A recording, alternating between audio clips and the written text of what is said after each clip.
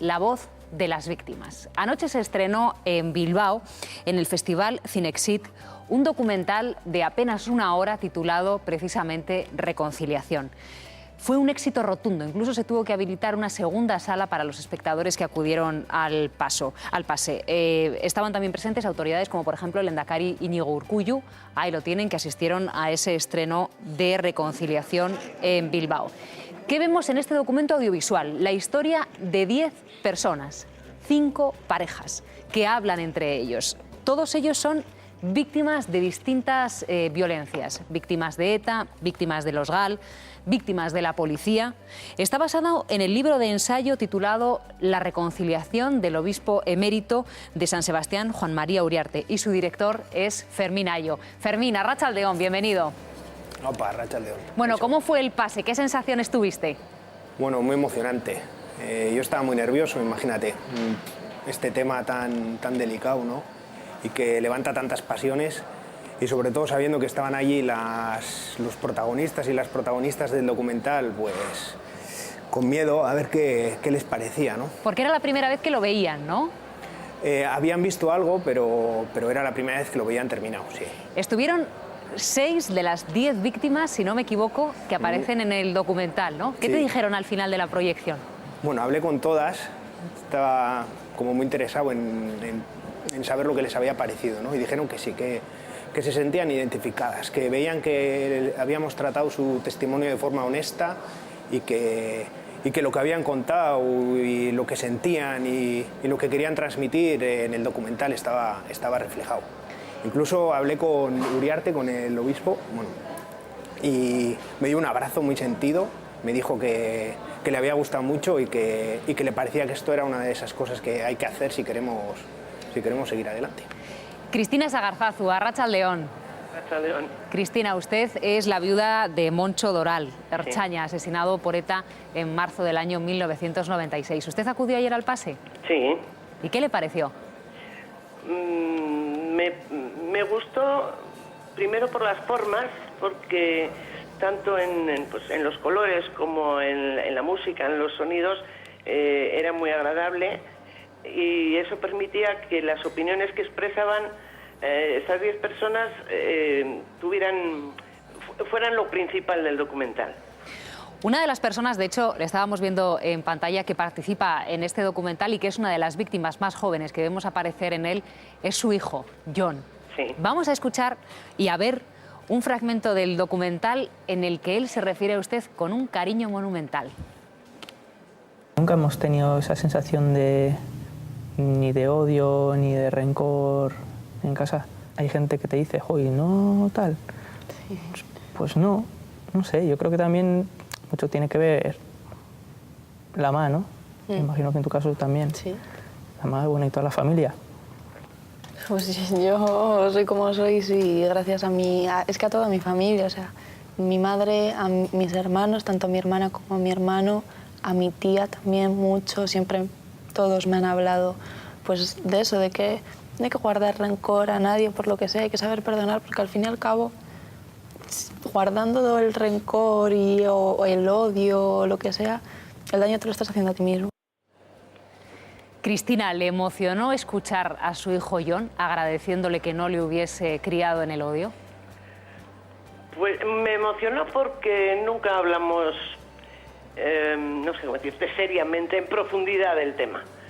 Pues podemos comentar situaciones, cuando ha habido atentados, posteriormente pues hemos hablado, pero la verdad es que verle así, pues sí, me emocionó, la verdad.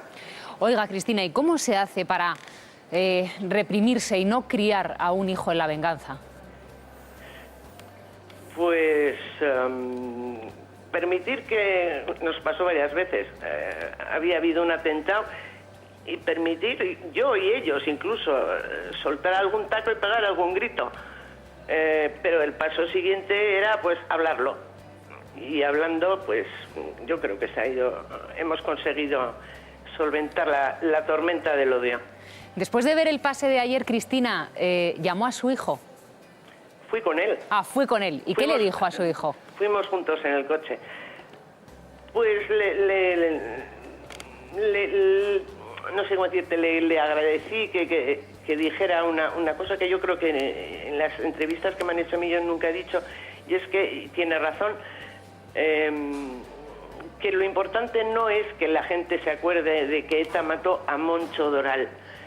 Ya nos encargamos en la familia de acordarnos de él. Lo que nos gustaría es que la historia de la que habéis estado hablando antes, la historia relatara la verdad. Y para relatar la verdad, esencialmente lo que hay que contar son hechos, no opiniones y puntos de vista. Que luego cada uno saque sus conclusiones, pero que la historia que se relate con hechos. Cristina, muchas gracias por habernos acompañado. De nada, a vosotros. Gero Arte, agur. Fermín, ¿fue complicado grabar algunas de esas conversaciones que desde luego al espectador le resultan tan conmovedoras y tan emocionantes? Bueno, te puedo decir que para nosotros lo fueron también, ¿eh? Cada entrevista de estas fue una experiencia...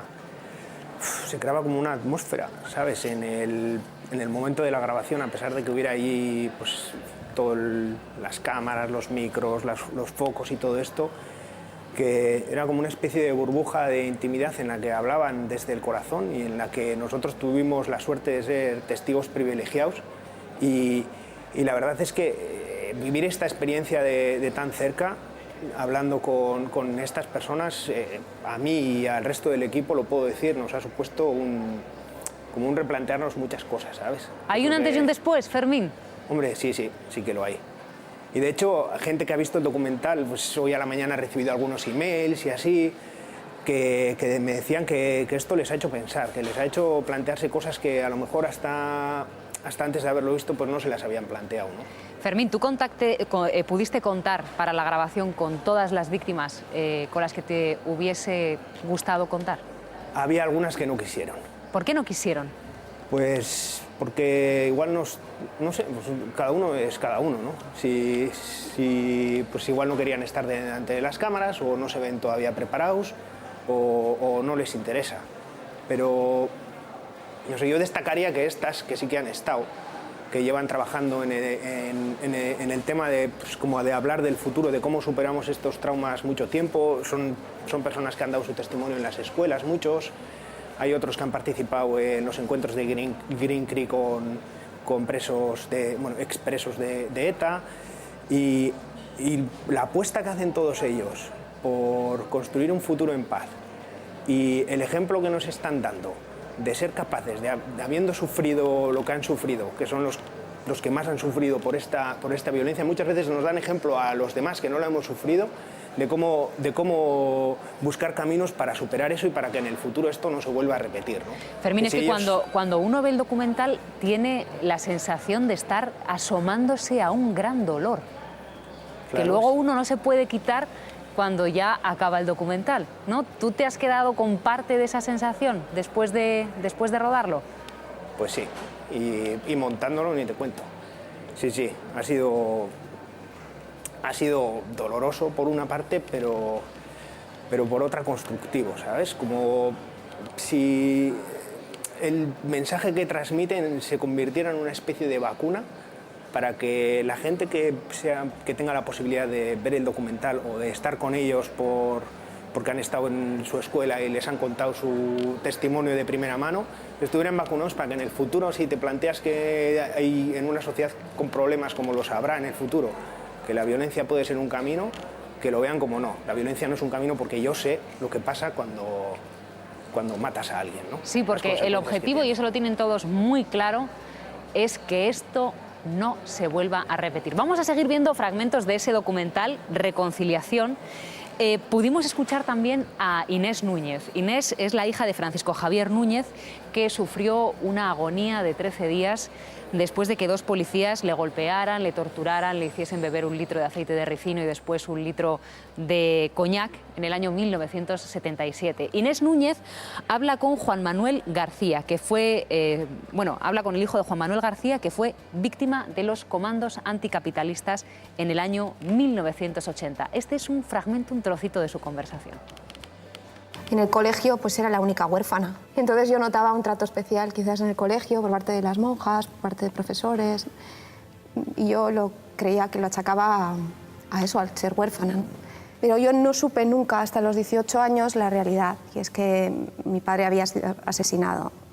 Pero mi madre tuvo pues eso, el gran acierto de no educarme en el odio y ocultarme esa realidad hasta que fuera lo suficientemente madura. Las madres han sido en nuestros casos un elemento que no ha permitido la correa de transmisión del odio. Exactamente. ¿No? Sobre todo no quería que ningún partido se apropiara de la muerte de mi padre e hiciera bandera de eso, ¿no?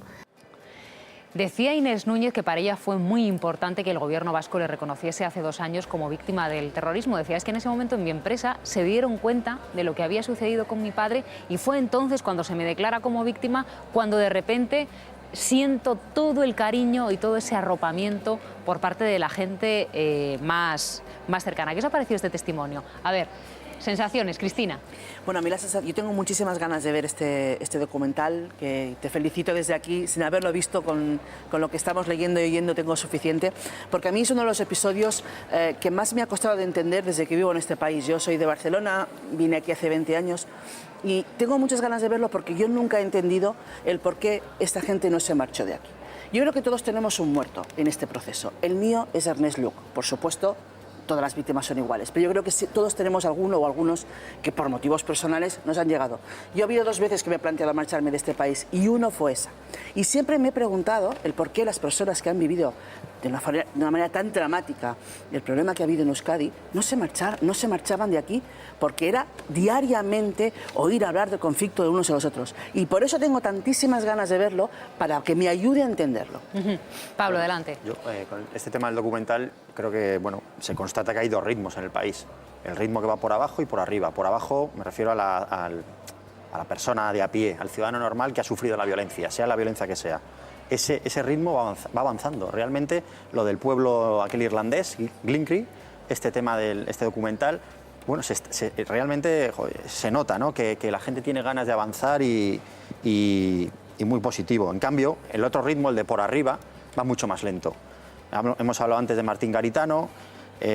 Bueno, en las mismas jornadas que están habiendo sobre este tema, el juez de la Audiencia Nacional de Prada, él aboga por acabar con la legislación de excepción, con la incomunicación, con esa vulneración de derechos humanos, pero vemos, ya sé que te puede incomodar, Cristina, pero vemos como eso, la compañera de Josu Muguruza o la hermana de José Zabala, pues constantemente dicen que el gobierno del Estado español sigue negándoles su condición de víctimas. Por tanto, porque no lo hace, porque no lo reconoce, interesante, no por nada más. ¿Cómo?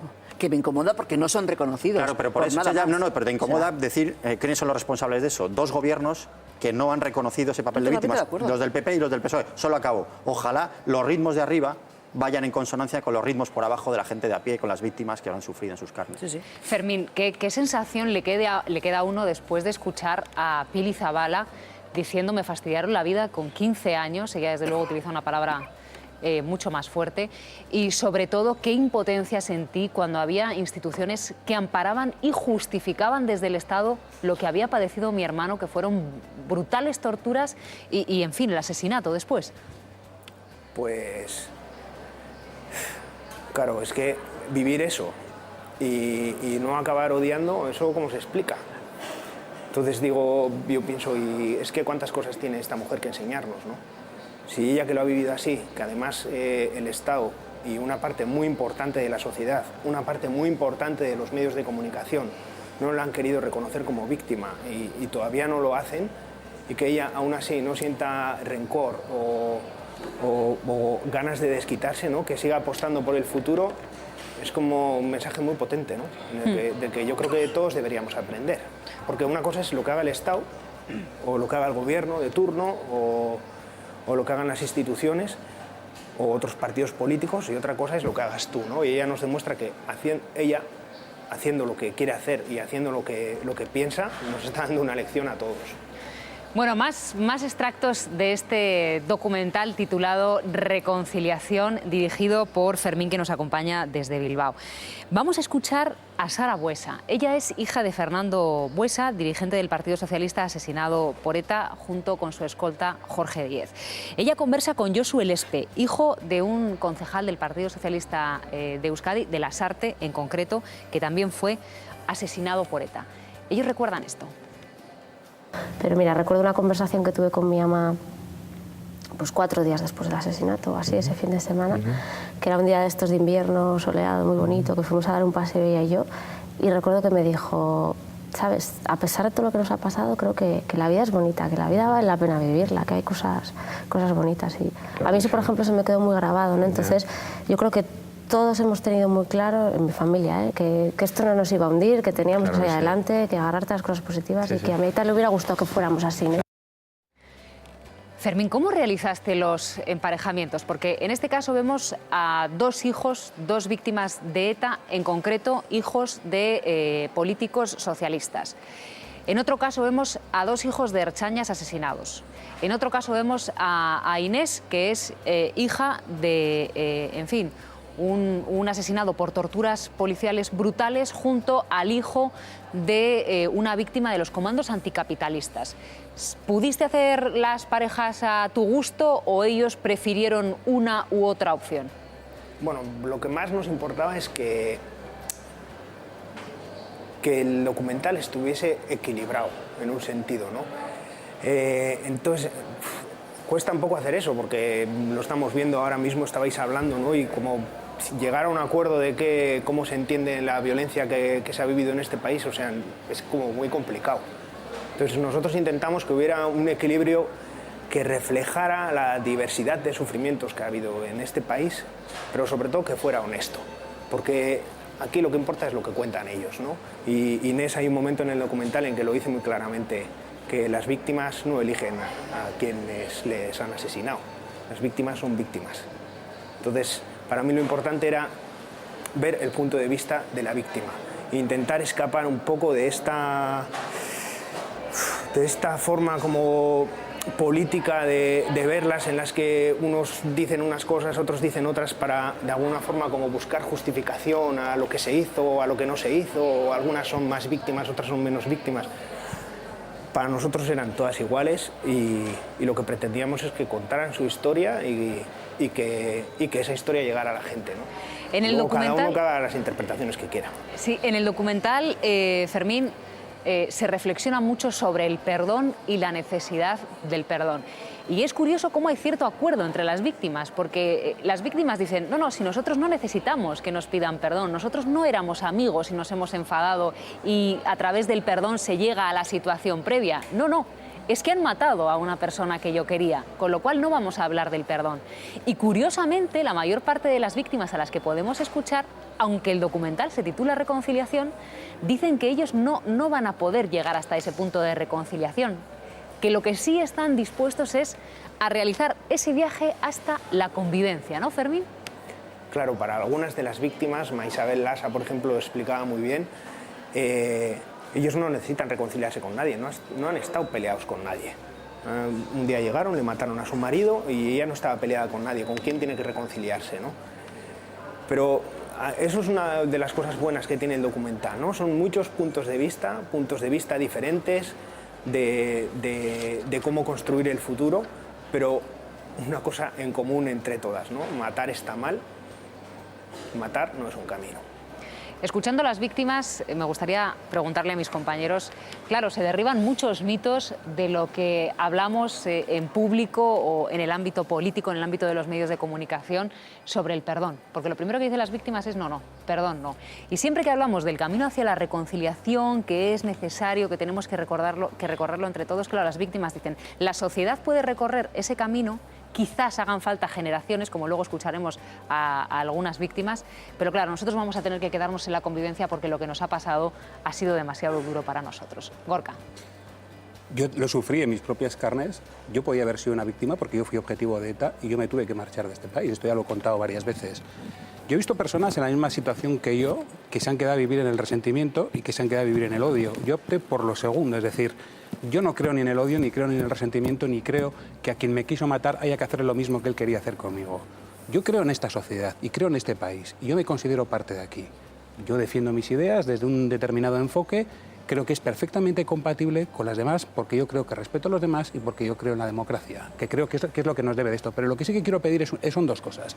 En primer lugar, que haya justicia, que haya memoria y que haya verdad. Y que haya justicia es que el que la haya hecho, sea quien sea, se llame GAL, se llame ETA, la pague. que haya verdad, y la verdad es lo que ha ocurrido en este país, que había unos que mataban y otros que eran asesinados, que había unos que apuntaban y había otros que se tenían que marchar de este país. Eso es lo que quiero, y que este país no se olvide nunca de lo que ha pasado, no se olvide para que no lo vuelva a repetir, ni nosotros ni las generaciones venideras. Pero en relación a documentales como este, yo le felicito evidentemente a Fermín porque me parece magnífico lo que ha hecho. Es necesario que todos los testimonios salgan, pero a mí en este caso me gustaría que hubiera un criterio de proporcionalidad, un criterio de no mezclarlo todo en el nombre del conflicto y vamos a ser todos buenos y vamos a perdonarnos. No, por favor, quiero pedir que haya proporcionalidad en el sentido de que no se lance el mensaje subliminal de que lo uno existió porque existió lo otro, o lo uno causó a lo otro. No se puede maximizar a las víctimas de unas determinadas violencias minimizando a las víctimas de ETA. Y a mí muchas veces me gustaría escuchar otros testimonios, porque sinceramente yo creo que siempre hablamos los mismos, siempre salen los mismos. A mí me gustaría escuchar, por ejemplo, en esta casa, el testimonio, por ejemplo, de viudas de guardias civiles, de viudas de militares, que son prácticamente el 30% de las víctimas de ETA. Nunca se les ha escuchado, nunca se les ha dado voz. Reconozco que hay gente que vive en el odio, que vive en el resentimiento y que jamás abrirá su corazón, jamás abrirá su memoria a estos testimonios. Yo lo reconozco que es así, pero yo estoy convencido que debemos de intentarlo.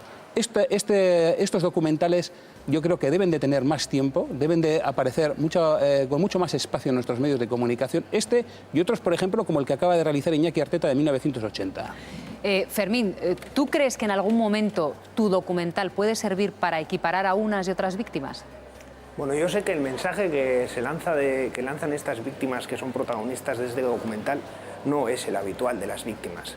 El que estamos acostumbrados a oír en los medios de comunicación masivos no es un mensaje de reconciliación, no es un mensaje de buscar caminos para la paz, es un mensaje en el que ellos reivindican, y con razón además, que se haga justicia por el dolor que han sufrido, en el que se habla de que los presos no deben salir nunca de la cárcel. Ese es, como yo creo, el mensaje al que estamos habituados, ¿no? Entonces, de alguna forma, este sorprende un poco porque habiendo sufrido lo que han sufrido, son capaces de mirar más allá y han superado el dolor, han superado el odio y ahora están en un camino de construir una sociedad siendo exigentes, porque lo son, con la justicia, con la verdad, pero sobre todo que aprendamos una lección, ¿no? De que la violencia no es nunca un camino. Vamos a seguir descubriendo pequeñas conversaciones de este documental de Fermín. Maisabel Lasa es la viuda de Juan Mari Jáuregui, exgobernador civil de Guipúzcoa. Yo, la verdad es nunca he pretendido que la izquierda abertzale piense como yo, solo faltaba. Y es más, seguir defendiendo lo que han defendido hasta ahora, pero de otra forma, usando la palabra, usando la voz. Y ahora mismo parece ser que estamos en el camino, ¿no? Quieras que no, pues la izquierda abertzale está en las instituciones. Entonces, ellos tienen que ser conscientes de que les falta, hay algo que deben a la sociedad. Pablo, ¿qué te han parecido las palabras de Maisabel Lasa? Que seguro que sí, seguro que sí. Que seguro que la izquierda, de hecho lo dice la propia izquierda abertzale, que ellos quieren avanzar en esa autocrítica, pero insisten en que la velocidad de esa autocrítica se incrementará si no solo es la izquierda abertzale la que hace ese examen, ¿no? ese desnudarse y reconocer lo que ha pasado, ¿no? En ese sentido me parece interesante lo que plantea Gorka, una persona que vive en sus propias carnes lo que él ha vivido y que plantee sin odio y sin venganza, pues que aflore toda la verdad. Pues bueno, hablamos de construir futuro, pues yo creo que algo así se parecerá algo de eso, ¿no? En todo caso, lo que estamos hablando en todo este debate al hilo del documental, para mí es, bueno, es la muestra de cómo la humanidad, ¿no? La sensibilidad en el sentido más profundo, pues hace avanzar los pueblos, y que lamentablemente eso a veces choca con los intereses políticos, con las cuestiones de Estado que dificulta, que retardan pues la reconciliación, ¿no? Que es el título del documental. Bueno, Maisabel Lasa, a lo largo de su conversación con Fermín, dice muchas más cosas, ¿no, Fermín? Porque ella dice, yo reconozco que aquí ha habido muchos tipos de víctimas y, de hecho, pensando, por ejemplo, en las víctimas de los GAL, yo me pregunto por qué el Estado no hay un momento en el que hace autocrítica y reconoce el daño causado. Sí, lo dice claramente, además. Y hace una autocrítica, bueno, se autocritica incluso ella misma, ¿no? Hablando de cuando mataron a Carrero Blanco, que ella fue una de las que lanzaba el jersey al aire cantando "Voló, voló". Sí, ella dice que, discúlpame Fermín, ella en el documental dice, yo claro, llegado a este punto, después de ver todo lo que me ha pasado, claro, yo tengo que reconocer que yo celebré ese asesinato y que soy consciente de que, en fin, tampoco estuvo bien. Es decir, que en un primer momento, dice, fue el germen, toda la historia derivó de ahí, la ETA del principio, la ETA del final, ¿no? Llega a recordar ella. Claro, y es que es la lección que podemos aprender de todo esto, ¿no? Es que si de verdad hubieran sido conscientes, y lo hubiéramos sido en su momento, si de verdad hubiéramos sido conscientes del dolor que provoca la violencia, de la cantidad de injusticias acumuladas que provoca la violencia, de que es imposible de reparar, aunque metas en la cárcel al que ha matado a alguien, no vas a reparar esa injusticia. O sea, si de verdad fuéramos conscientes de eso, a la hora de plantearse la violencia como una posibilidad para solucionar los conflictos, pues igual seríamos una sociedad en la que eso sería mucho más difícil, ¿no? Otro extracto del documental Reconciliación. Vamos a escuchar a Edurne Brouard, que es la hija del dirigente de HB asesinado por los GAL, Santiago Brouard, y a Fernando Garrido, hijo del gobernador militar de Guipúzcoa, asesinado por ETA, junto a su esposa Daniela y a su hijo Daniel. Sí, es posible la reconciliación en Euskadi. Creo que la condición es que la sociedad vasca lo quiera y no tengo duda de que lo quiere. Y hay que vivir, claro, hay que convivir, es que no hay otra salida, vamos. Lo que pasa es que son temas lentos, muy lentos, tal vez generaciones, pues bueno, ya llegarán. Es curioso, Fermín, que ellos hablen de que será necesario generaciones, pero ellos en concreto se despiden con un abrazo. Sí, no solo con un abrazo, bueno, se conocen de antes, estuvieron en Guilincrí y ellos, después de la entrevista, Fernando, que es himalayista y montañero y tal, tenía como mucho interés en recorrer la costa vasca y Edurne le ha invitado a pasar unos días en su casa después de esto, ¿no? O sea, no solo se dieron un abrazo, sino que de alguna forma pues como que conectaron como personas que han sufrido una violencia y que han sido capaces de superarlo, ¿no? Bueno, el próximo 10 de noviembre ustedes van a poder ver este documental de Fermín Ayo titulado Reconciliación en esta casa en ETV, coincidiendo con el Día de la Memoria. Recuerden, el próximo 10 de noviembre. Fermín, eskerrik asko. Eskerrik asko. Gero arte. Agur.